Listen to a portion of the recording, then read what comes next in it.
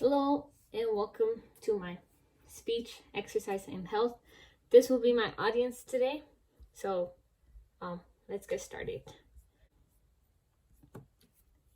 It is widely understood that there's a body and mind connection in everything that we do, but this connection is experienced more vividly when engaged in physical activity. I'm sure not every human can agree with me or think that exercise is good for them. Not there is a good habit to have because it can be seen as a waste of time and energy. However, here in the United States, about 19% of the population 15 years and older actively engages in physical activity. With an open mind towards the possibility of disagreement, it is important to persuade people that regular exercise is beneficial to one's overall mental and physical health. When you think of exercise, you probably imagine a strong individual lifting heavy weights, and I know what you may be thinking. Exercise is hard and I cannot imagine myself doing it. However, this is not the only way. There are many ways to engage in physical activity. According to an article on sports and physical health provided by the Better Health Channel, there are many ways to engage in physical activity, but the most popular of physical activities are as follows: walking, fitness, or going to the gym, running, swimming, cycling, soccer, and even football, just to name a few.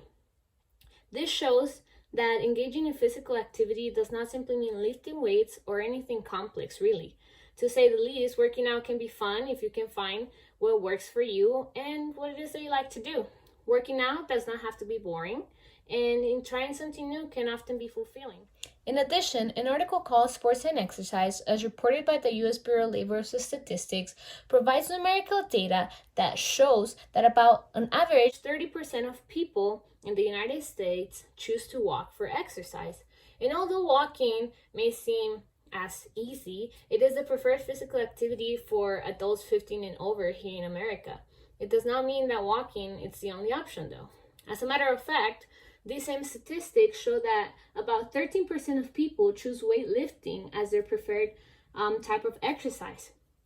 Therefore, one can see that there are many ways to engage in physical activity, and then these can vary in complexity. One can find its multiple benefits no matter what type of activity you choose to engage in. Many health professionals, if not all, can agree that regular exercise is accompanied by multiple benefits. For example, according to health research consultant Christine May, she can observe that health professionals frequently suggest to their patients from all ages to limit their sedentary behavior and engage in an active physical activity in which can increase their levels of physical well-being. You may be wondering, why can this be? Is physical activity really good for me? Well, according to research done by Mrs. May, insufficient physical activity can result in premature mortality and reduce quality of life. The research also shows that physical activity reduces one risk of non-communicable diseases such as diabetes, cardiovascular disease, obesity, and can help you gain physical endurance and strength. On the other hand, physical activity proves to be good for one's cognitive health. For example, Dr. Sharma explains that physical activity increases the amount of oxygen and blood being delivered to the brain, and this increases neuron production. So the production of new neurons is good for one's health because it improves your memory and learning skills, or learning abilities. Not to mention, the increase in oxygen and blood to the brain also increases neurotransmitter production. Neurotransmitters such as dopamine and serotonin, which can help fight depression, stress, and anxiety.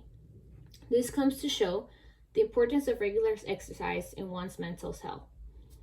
As research has shown, there are multiple benefits of regular exercise in our mental and physical health. However, regular exercise can become a long-term habit. Being regular exercise a long-term habit can increase your quality of life. According to How to Build a Habit, in an article found in the New York Times, starting small and doing it every day are ways in which one can begin to implement regular exercise into your lives until it becomes a permanent habit. In this article, one can see that expert psychologists agree that to form these long-term habits, one needs to create a regular routine. Let's say you start walking every day for 10 minutes around the same time of day for 21 days. The repetition of this simple exercise will become a habit, and in the long run, bring the benefits of regular exercise into one's life. Stronger, healthier body, and improved mental health from one simple exercise. Can you imagine that? Just simply walking? How crazy is that, right? Okay, now that you can see how regular exercise can become a long-term habit, our time together, sadly, has come to an end. In conclusion, after hearing my speech today and the data that supports it, I urge you to go out there, take a walk, do a light workout, and just imagine how good you're going to feel afterwards. Remember, there are many ways to engage in physical activity, that each of these can bring multiple benefits, and that often regular exercise can become a long-term habit that is beneficial for you. Thank you for listening today, and I hope you soon get to enjoy the overall health benefits of regular exercise. All right, I'm gonna stop sharing my screen. And yeah, this is once again my audience. So